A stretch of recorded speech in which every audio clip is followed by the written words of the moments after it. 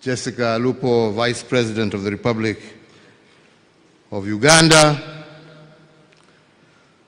the Right Honorable Dr. Rukana Rugunda, Patron of the Guild's President's Leadership Academy, man who I had the pleasure to serve under when I was Deputy Prime Minister of the Republic of Kenya and he was Prime Minister of Uganda. Mzee wetu, Mzee Ruchikaire, I hope this one-year-old has not let you down. We are still struggling and moving on. The Vice Chancellor of this esteemed facility, Makerere University, Guild Presidents, student leaders from across our East Africa region, distinguished guests, ladies and gentlemen, let me say what an honor it is to stand here to address this very distinguished gathering of young leaders from across the East African region. I myself are extremely happy to be here in this great city of Kampala, which I consider to be my home away from home. And from here, all of you who have come from different parts of East Africa, as you sit atop this Makerere Hill, all I can say is that that is reminiscent and a sight that has been shared by many, many over the years.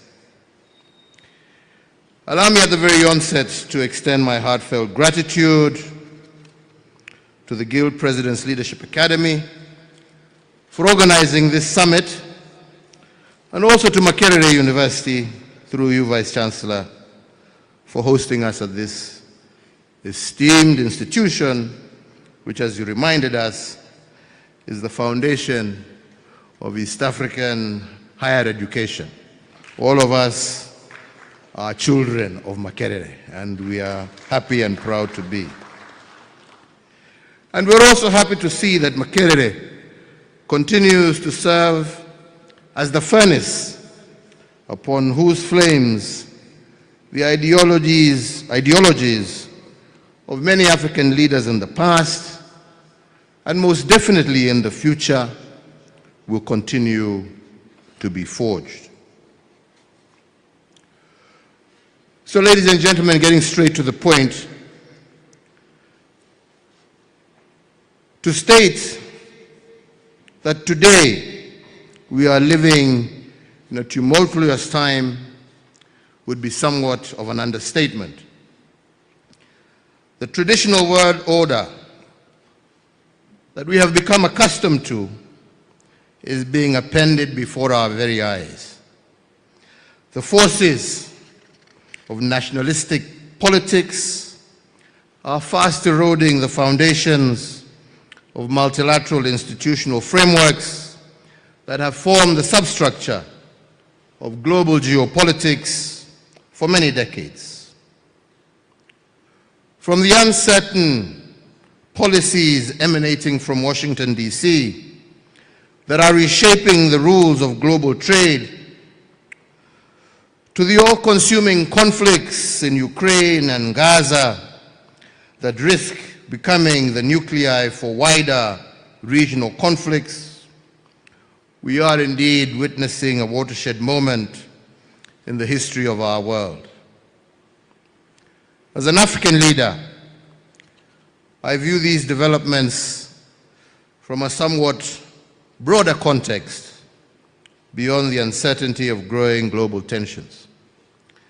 I recognize that we, as Africans, are simultaneously besieged by disruption, chaos, and confusion on the one end, but also, I believe, immense opportunity and promise of prosperity on the other end. To illustrate further on this statement that seems contradictory on the face of it, I will draw from two examples that some of you may find familiar, given the fact that it was mentioned here also. Your Excellency Uhuru Kenyatta, the fourth president of the... Oh, okay.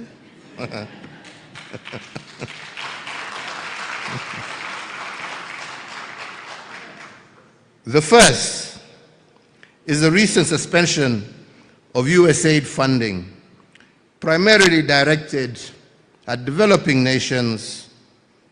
And the second is a glimpse at the direction that European politics is taking and its implications on Africa.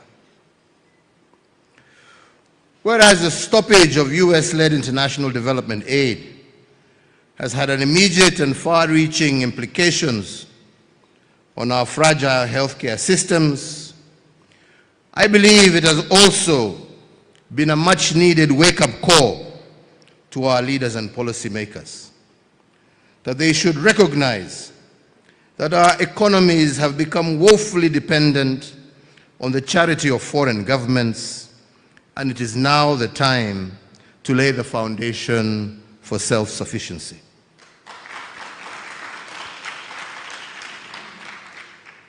The sunset of US aid has forced a level of economic policy introspection unseen in Africa for decades.